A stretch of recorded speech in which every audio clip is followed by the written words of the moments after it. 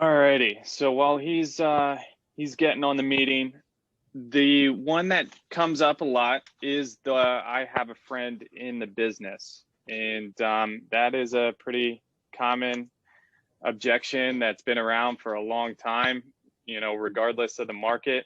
But Mike Ferry has a good response to that one that I feel like can be used whether you're there or not there. With that being the case, I think my uncle is getting connected here with audio. Let me know when you're ready. I want him to maybe kick this one off and give us the Mike Ferry response to I have a friend in the business. Uncle Tim, are you ready? Yeah, go ahead. What are we doing here? Yeah, we're starting off with the objection. I have a friend in the business, and I just wanted you to give the Mike Ferry objection handler of I have a friend in the business. Okay. No. It says, I can appreciate that, and almost everybody does. So let me ask you a question. Do you absolutely have to sell this home, or are you looking to do your friend a favor? Obviously, you had me out here for a reason. Do you feel I can sell your home? All we need to do now is simply sign the contract so I can help you get what you want in the time that you want. Won't that be great? That's the simple Mike Ferry one. For years, Poppy would say, have you stopped making friends? You know what I mean? That type of thing. How would you say that to him? I would say, it's great you have a friend in the business, and I'm sure you're not going to stop making friends. And maybe I have something different to offer than your friend has to offer. It's really important. You agree with me that this is one of the most expensive pieces of property that you'll ever own. I mean, this is one of your big assets, right? And I surely know that you should help and listen to that friend. However, you need to take a second opinion to your friend. Maybe I can net you more money than he can. So why don't you just give me 15 minutes of your time so I can explain to you how my team and I sold over 200 homes last year? Which would be better for you, Monday at 4 or Tuesday at 5? Kong, how about you? What would you say? Obviously, somebody has a friend in the business. It's the quickest way to destroy a friendship too, is over a business transaction. What would you have to say about somebody that has a friend in the business? I say the same thing you do, because that's the Mike Ferry approach. Is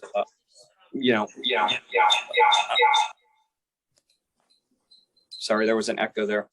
I have a lot of friends in the business as well. But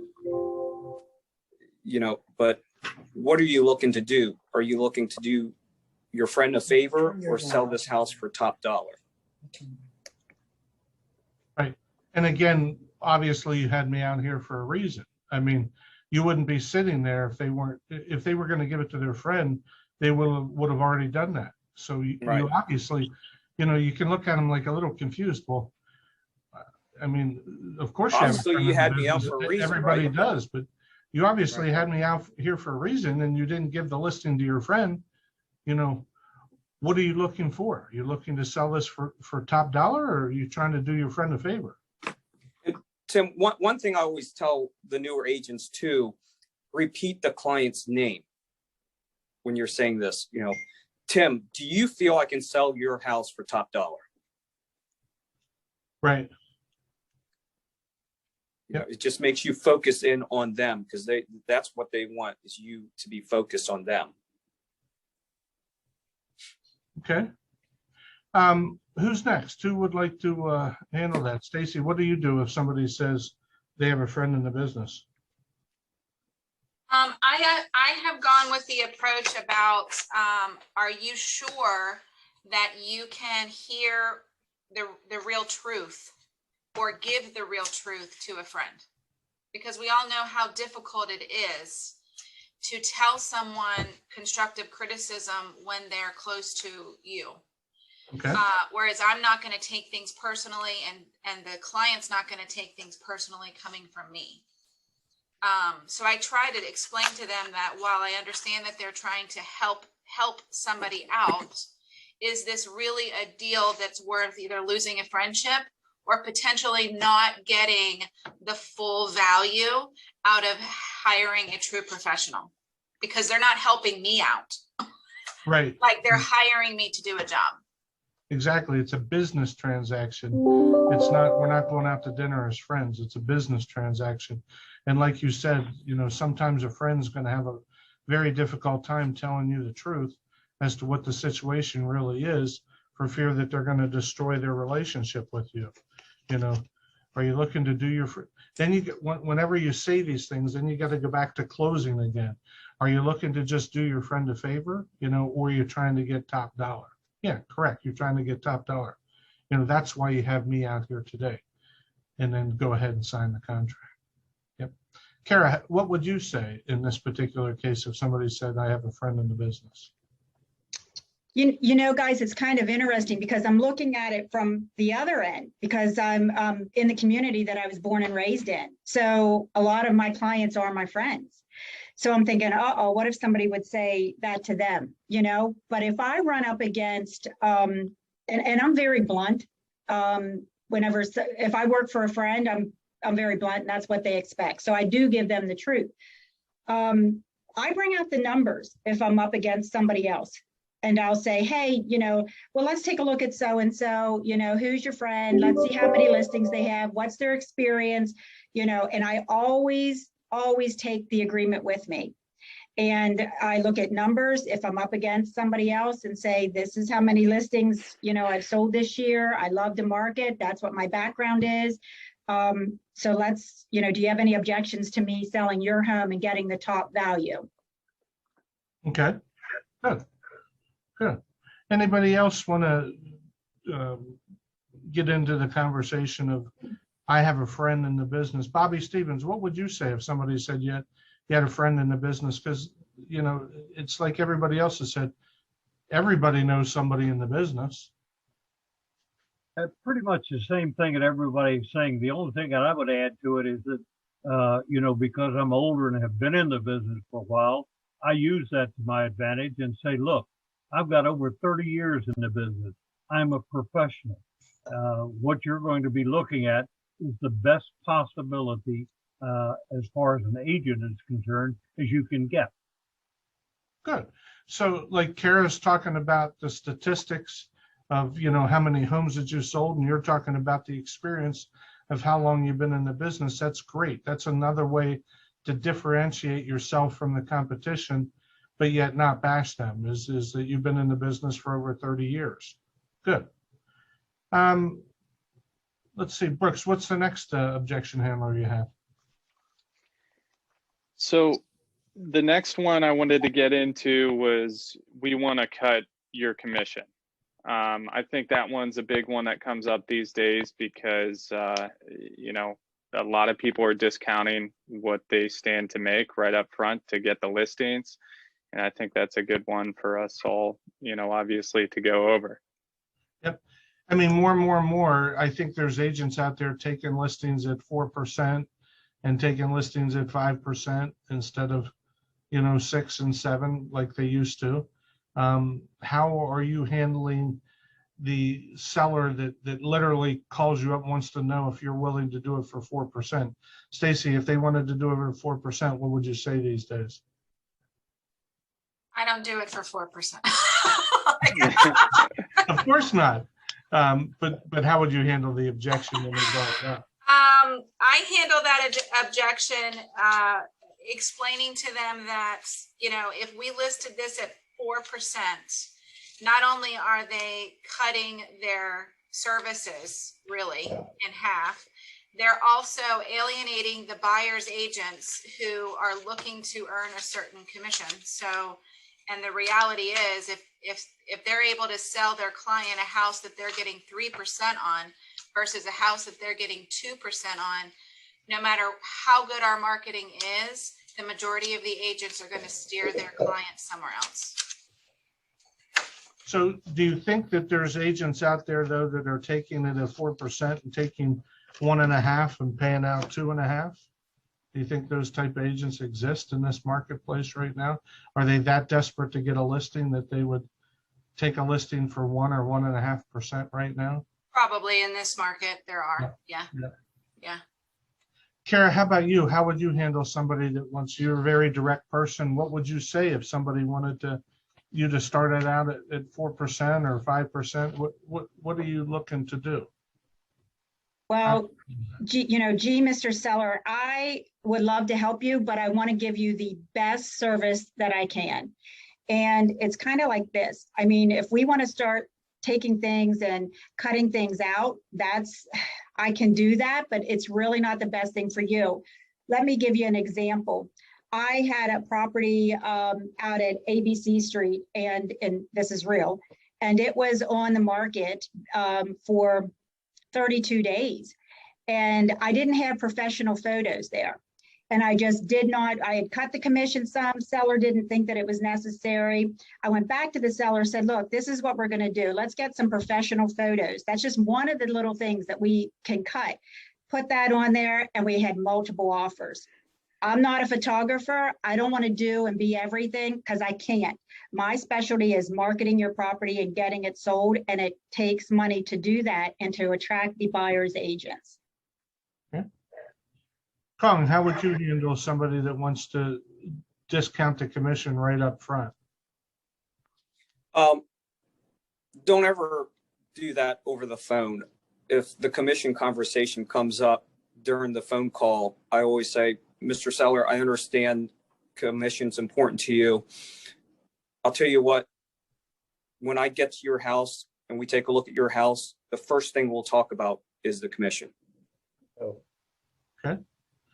And Yeah, you don't want to battle it over the phone. That's something you do in person. It's a lot harder for somebody to say no to you in person than it is over the phone. So, okay. Brooks, how would you handle I want to cut the commission right up front? So I like to start with my grandfather and uncle always say that let's not cut up the bear before it's shot. And that typically leads to, well, so-and-so I've seen have done it for this percent.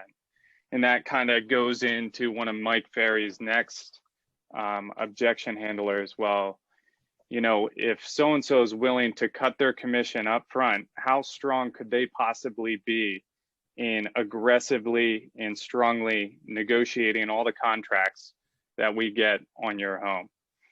Obviously, you get what you pay for in this market, and we're talking really about 1%. If the sales price is $250,000, we're talking about $2,500 here. So, Mr. and Mrs. Seller, don't you think that an aggressive, strong agent can get you more money than $2,500 by the excellent service they offer? So that's kind of what I do to, you know. So we have to remember too that in this particular situation, we're all performers. We're in front of somebody doing a presentation. So it doesn't hurt to be a little dramatic about it. You know, Karen Bernardi from the Mike Ferry organization would be like, oh, you know, if the other agent's willing to cut their commission up front, how strong do you possibly think they're going to be in defending you in the price we set on this home? You know, Mr. and Mrs. Seller, I have the courage to stand up to you. Do you feel I can sell your home? Let's go ahead and sign the contract for this. And like you said, Brooks, we're talking about 1%. And in the market that we're in now, the strongest agent who's willing to stand up for them is also the strongest agent that's going to be willing to negotiate the best offer, not just take the first deal and run. You know, some of these agents want to take the first deal, but it doesn't hurt to have a little presentation in it and be a little dramatic. You know, Elizabeth, this is the big one. You know, we do those things, but you know, you just, it's a performance. You're with these people and you're agreeing and you're shaking your head and you're, oh my God, they're willing to cut their commission. Seriously? You know, so You know, be a little dramatic in that sense too. Tim, quick comment. The 3% that we would earn is actually 100%. So essentially, if you cut 1%, you're actually cutting 33 1/3% in your commission, not 1%. In the customer's mind, it's only 1%, but to you, it's 33 1/3%. How do you get 33? Well, because you have your commission is 3%, so that 3% equals 100% of your commission. Okay. So if you take 1% off of that, it's actually 33 1/3% discount. Yep. How about Sherry? How would you handle it too? I see you over there. I know my computer, I was all ready this morning. My video's not working. Okay. So these people that automatically want to go to 4 or 5% right now, what would you do? I mean, now obviously, if it's a $500,000, $600,000, $700,000 house, you might take it at 5%, you know. But what do you do when they really want to cut it right up front? Every situation is a little different. You know, the price point is important, but then also if they are selling and buying, I'll give them a break if I'm going to get 2 transactions out of them. But I normally won't do it like on the first deal. I'll say, hey, once we get the first transaction under contract, you know, whether they're buying or whatever, then I'll suggest cutting the commission on the second transaction. Because if you cut it up front, you never know if the second transaction is ever going to come through. So I tell them, if you know they're going to use me for both buying and selling, yes, I'll help you out. Now, this is a little different, but I had a listing appointment a few weeks ago in West Hanover, you know, where we live, and she wants to buy in Mechanicsburg. It was going to be a 450, 500 house, and I sold 2 in that neighborhood in the past 9 months. And she knows that I'm a very strong listing agent in that neighborhood, know the area. But she says, well, I don't know if I want to use you or not because I need an agent that's strong in Mechanicsburg to buy. So, of course, I went through the whole MLS, and my office is in Mechanicsburg. I work with, you know, the agents that are in Mechanicsburg, and the MLS is telling us what homes are available. She thought that I wouldn't know what homes were coming on the market just because I didn't live over there. So that was kind of a different objection. I wasn't quite sure how else I could have handled it. She hasn't made a decision as to who she's going to use, but, you know, I told her, I said, use the best if you feel that I'm the best to list your home. And you can certainly use a different agent if you feel you want to use someone that lives in Mechanicsburg to buy a home. Okay. So a little twist on this whole thing. Let's say that a co-broke is offering 2%. What are you going to do in this market? Because I've seen some of these listings at 2%. You're going to collect it from your buyer. You're going to ask them in advance to raise it to 2.5 or 3. You know, Kara, what would you do if you start seeing co-brokes that want to offer 2%? I would ask the other agent, the listing agent. I would ask them for it. Now they're going to tell me no. So I always have a buyer's agency sign whenever I write the offer, which states 3%. But personally, I'm not going to get back on the buyer. Okay. I mean, Steve Thompson, God rest his soul, used to bring this up all the time, and he would call the other agent in advance. And not necessarily, we've never been in a market like we're in today where people are so desperate, they'll just sell it. But he would always call, and if it wasn't a new built home, want to go from 2.5 to 3. But now we got these people that are offering 2% on it. And we do have the right to collect it from the buyer. If you're sitting down with the buyer and you're explaining the situation and that you need to make at least 2.5%, and if some for sale by owner or some discount broker, you know, is only offering 2%, you do have the right to explain that to them right up front and collect it from them. And that's done often also. And you could also put it in the contract as long as you discuss it with the other agent up front. You know, is he going to automatically say no, or she, or are they going to actually go back to the listing or the seller and say to them, hey, I got an agent that wants to show it, but she'd like to get 2.5%. If she brings you an acceptable offer, would you at least consider 2.5%?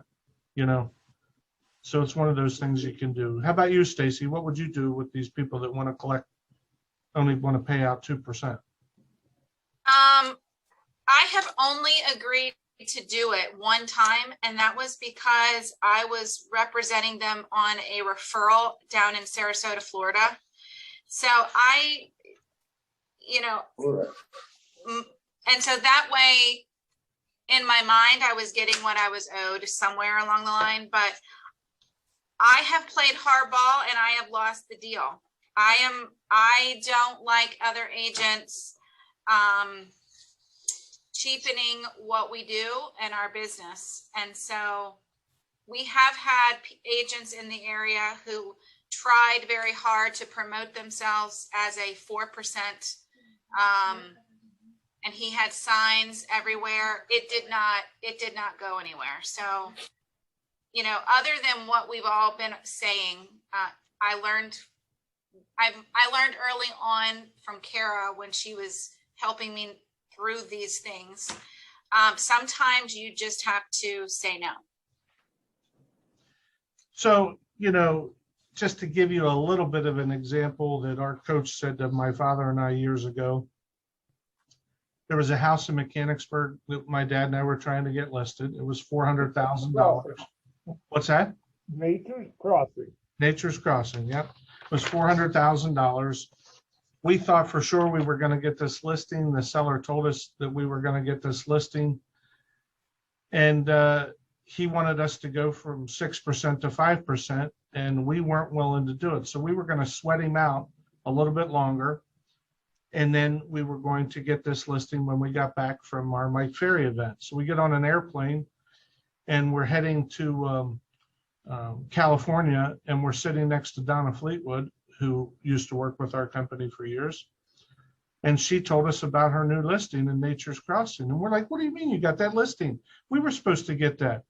We were sweating them out because it went from 6 to 5. She said, well, I took it at 5. Okay. So by the time we go to the seminar in California and come back, the listing already sold while we were away on our trip. And we were pissed off because, you know, Mike Ferry taught us not to discount and play hardball on that. But then our coach said to Tim, what's your average sale price? And at the time, our average sale price was like 180 to 200. And this was a $400,000 listing, you know. And when we went over what we would have made, you know, at 3%, it was 12 grand, and at 2.5%, it's 10 grand. And our average commission at the time was $4,800. He's like, Tim, you got to use a little common sense too. You know, if you're going to get a listing that's double your actual price, take it if it's going to sell like that. And we learned that lesson, but we tried to play hardball and we ended up losing on that one, didn't we, Dad? Yep, we sure did, man.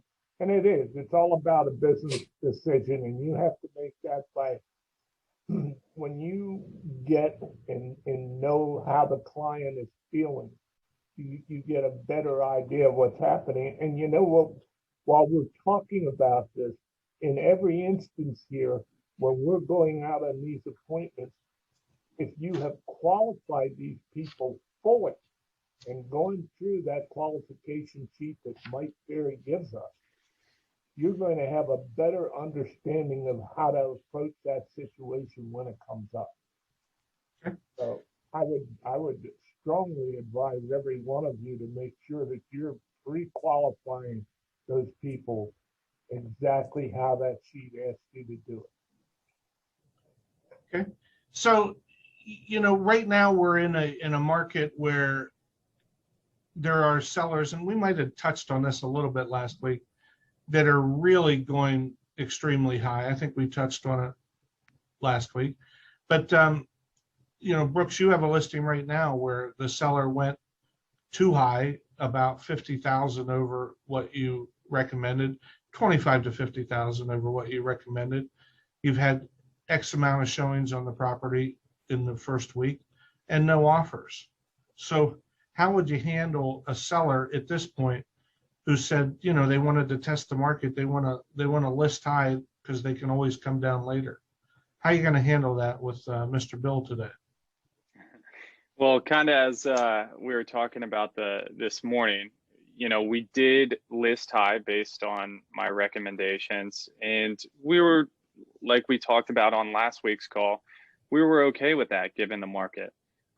He had the understanding too ahead of time that, dependent on the activity and the amount of offers that we get, we're going to have to adjust our price if we're not, getting offers that reflect value and where we listed at.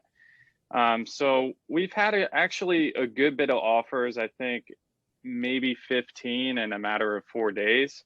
So it's not like there's been no traffic through the property, but a lot of the feedback has come in that, for the price, it needs a lot of work and improvements, repairs, that sort of thing.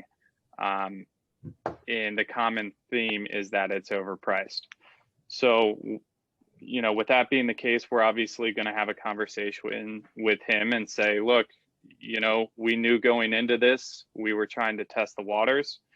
I think we've come to that point in time where we need to discuss having a price reduction to get us to where this property is actually going to sell at. And from there, go for the price reduction. Okay. Seth, hopefully you're going to get me some numbers here soon and we'll know exactly where we are with things. The bulletin looked pretty good yesterday. That could have been a layover from last week as we were closing up deals. But, again, with what Brooks is talking about, if we're able to show a seller that, look, these are how many homes sold in the past week, and we haven't even gotten an offer on yours. So obviously the good news is this, Bill, we obviously didn't leave any money on the table, right? So now all we got to do is get it to a price where somebody's willing to make an offer. And if you get it down low enough, we might even be able to bid it back up to the number that you're looking for. So Kong, how would you handle about chasing the market right now for a seller that goes way too high? In this kind of market, it's almost better to list it lower, and let the market balance itself out. There's so much competition right now. If we let the house sit, it's going to become stale. But if we list it at a competitive price that's going to attract more competition, the price will drive itself up. But not just that, the deal will clean itself up as far as contingencies. Don't you think that's a better approach? Okay. So tell them how you used to talk about chasing the market too, Kong. I know we're not in that type of market, but you used to talk about that. Explain that a little. Right. Chasing the market is, let's say the house you list is worth $450,000 and we list it at $550,000. By the time we get it down to, let's say, $499,000, that house got so stale because it's been sitting on the market that it may be only worth $425,000 now. So we keep having to be behind and chase the market down, which isn't what you want to do, because obviously you're going to lose more money that way. And really all you're doing is helping your competition out, because a house that's the same square footage within the same area, they're going to see that your house is sitting and they're going to price it lower. Theirs is going to sell. And what happens then is, even if we do sell your house miraculously, we're not going to be able to appraise it now. Mm-hmm. So again, there's some homes in certain price ranges that might be chasing the market right now. But then Brent, you had one the other day. What price was it? 240? Yes. So we listed it competitively at 244. And within 2 days, we had multiple offers, and we ended up doing just that. We had interest, and then they competed against each other and drove the price up, and we got $23,000 more than the asking price with zero contingencies. They waived appraisal, they waived home inspection, they waived absolutely everything. How can you beat that? I mean, there's just other than cash and settling in 2 weeks, I mean, they clean themselves up, just like Kong said and everybody's saying. that competition helps your seller. Now, Sherry Anderson, if you're there, you had one on the East Shore that I think last week we talked about might have been on the market for 40, 45 days, and then you got a contract on it. Did the seller have to come down significantly, or was the price close in that? Because that was around the 600 range. It was she's on the phone with her brother. But anyway, yeah, that was a 619, and it did come down a little bit.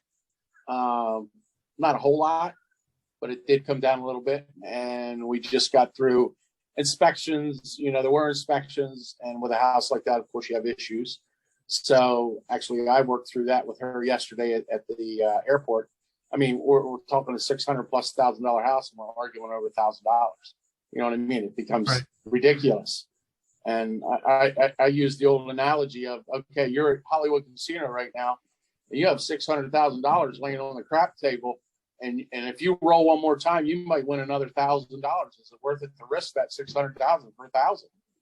You know, and she changed her mind real quick. You know what I mean? Because it's not worth it. Yep. You know. Because what I was trying to figure out was like the one that Brooks has, I think, is 475-ish, and yours that lasted a little bit longer was 650-ish, but yet then Brent at 250 in Mechanicsburg or 240 in Mechanicsburg had multiple offers and sold for 23,000. Is there anybody else that's had anything, 500 or higher that's sat a little bit longer than normal, just to develop any sort of pattern? No? Okay. Anybody 500 or higher that's had multiple offers recently on a house? Yeah, I had that one over in Good Hope. Okay. Tim. All right. Good. All right. Yeah. No, I had one sit over in South Hanover Township that sat for about at least 60 days. That one was the problem was the seller had an appraisal done, and the appraiser appraised it against brand new houses there, which were $900K. So he gave a value of $775. I told him it was worth $675, and he still wanted to list it high. And in this market, who knows? Especially when there's no other home available. And we did get an offer at 700, but then that seller backed out. And I had done everything we could to pre-market the house as far as getting the inspections done, getting the nice photos, marketing it to agents that sell homes in that Derry Township and South Hanover Township area. And we still couldn't get anything, but we did get a lot of showings, and the feedback helped. And again, this just goes back to when the market was normal. We always give the feedback. It's not coming from us.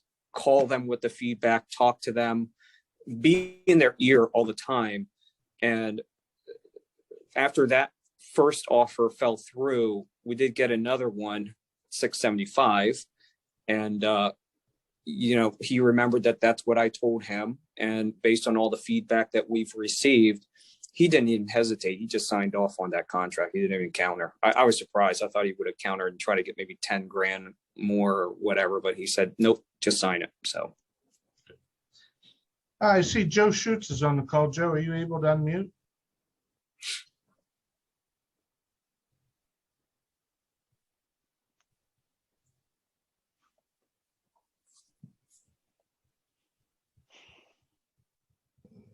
Joe, can you hear me now?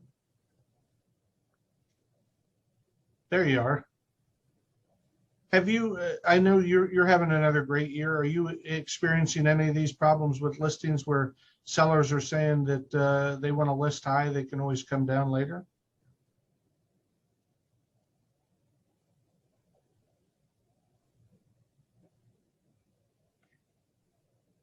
We're not hearing him, Tim. Yeah, no, I'm not hearing anything either. I saw he's unmuted, but we're not hearing him. Okay, let's try Paula von Schmidt. Paula?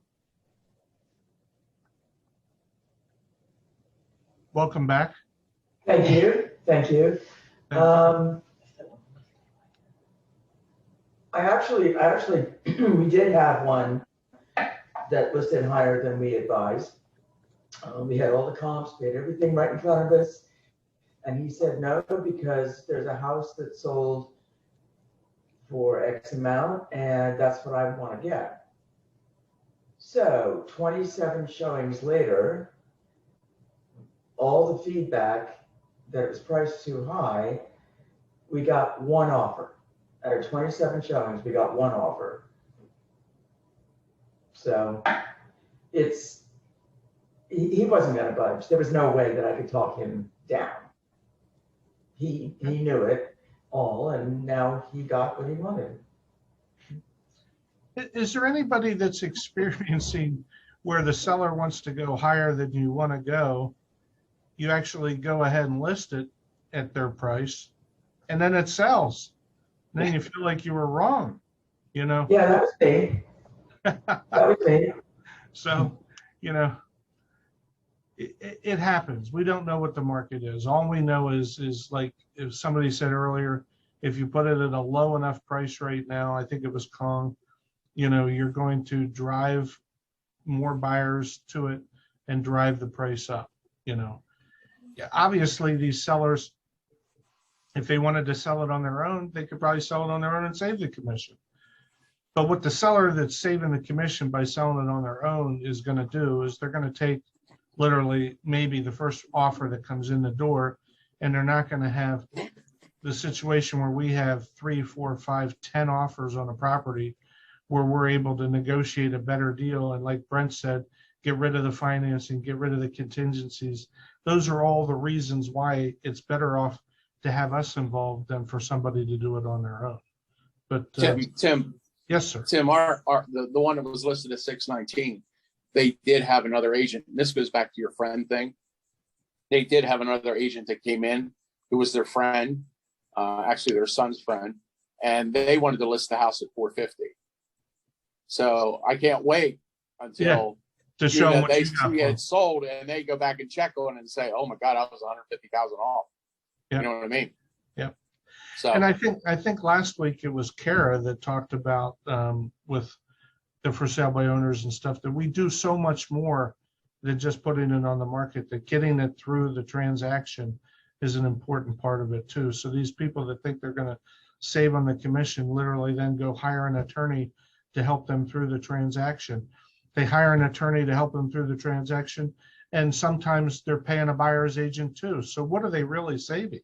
You know, they're not saving anything. Instead, by hiring us, we're able to drive the price up, get them the best possible contract with the least amount of contingencies, and you know, it all makes sense from there.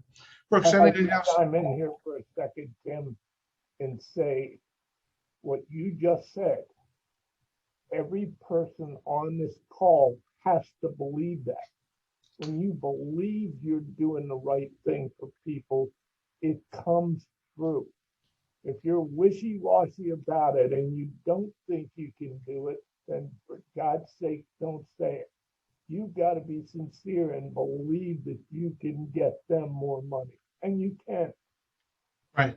I agree with you 100%. When you say it with conviction and with the experience that we've all had, because there's probably every person on this call has had a deal with multiple offers this year, and they know how the system works, and they know how what Brent just went through with getting rid of the home inspection and getting rid of the you know, mortgage contingency. And I know John Hogan just had one where, you know, he was involved in a deal where mortgage contingencies are waived, appraisals situations are waived, that kind of stuff.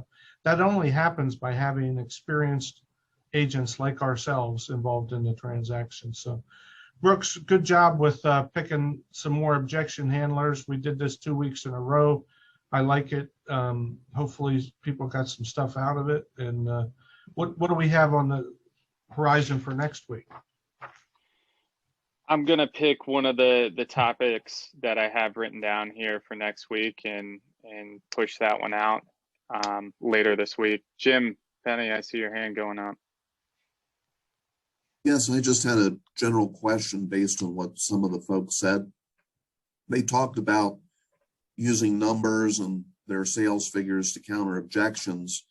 And the question I had is, do a lot of you take your laptop on your appointments so that you can reference this information quickly if it's needed? I always use my phone and I pull up very quickly Home Snap, and I can kind of figure out through their conversation what agents they're looking at. And I have no problem saying they're a great agent. Let's take a look and see what kind of numbers they're producing versus my team. And I will pull them right up on Home Snap. And that those statistics are available on there for all agents then? Yes.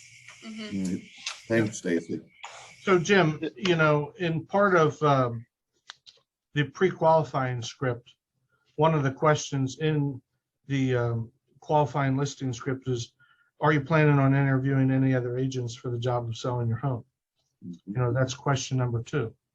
So if they say yes, you want to ask, who are you interviewing? Okay. Because then you can pull those statistics and have them in your briefcase. Now, Mike Ferry talked about it for years in the sense that when you ask all the questions on the pre-qualifying script and you dig into it with another question, not just go over it. Are you planning on interviewing any other agents for the job of selling your home? Yes. You don't go to question number 3. Tell me again, where are you moving to? Interesting. Who are you interviewing?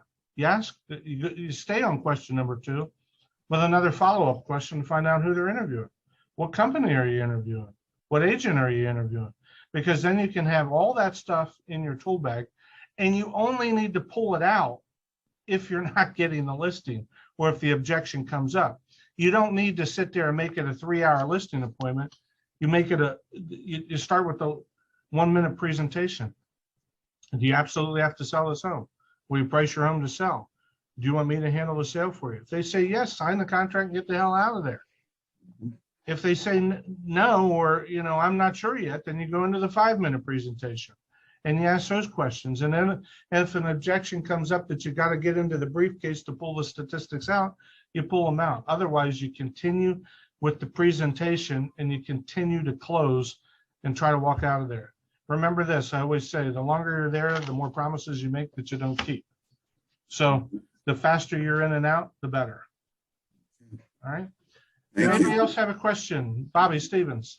Yeah, just one comment, if we can go back to the commission thing.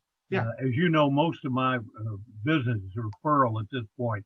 But when I'm on the phone with them and they ask about pricing or condition, I say, or commission, I said, we can't discuss that until I actually sit down with you in your home and we can talk about that. And then when I get there, I think it was Cara that said that she always takes a contract with her. I do the same thing. And the one thing that I've done that I've been very successful with is that I just tell them right up front, here's our contract. As you can see, it's a 6% commission. In our office, we have a commission rate of between 6 and 10%. And I knew right off the bat that you were going to pick the lowest. So that's why we have 6% in there. And that works. I mean, I have gotten those commissions at 6%. Good job, Bobby Stevens. Anybody else have a question that they would like to bring up before we end the call today? Or Dad, do you have any closing remarks you'd like to say? I believe that we are total professionals in this business, and everybody says that. However, the difference is who has the best sales skills, who has the best presentation, who has the best qualifying to do the job right. When you follow the system, you can't help but win, and you become an ultimate professional. And that's why we do the things that we're doing now. And please go through the entirety of all of the Mike Ferry material that we furnish to you folks. There's so many things of handling objections, of your listing presentation. It goes from top to bottom, and it goes in a strict order so that you can wind up doing more deals than you ever did before. Have a great day. All right, again, Brooks, thank you very much for the topic, and we'll look forward to next week's call. All right, see you, everybody. Ready. See you guys.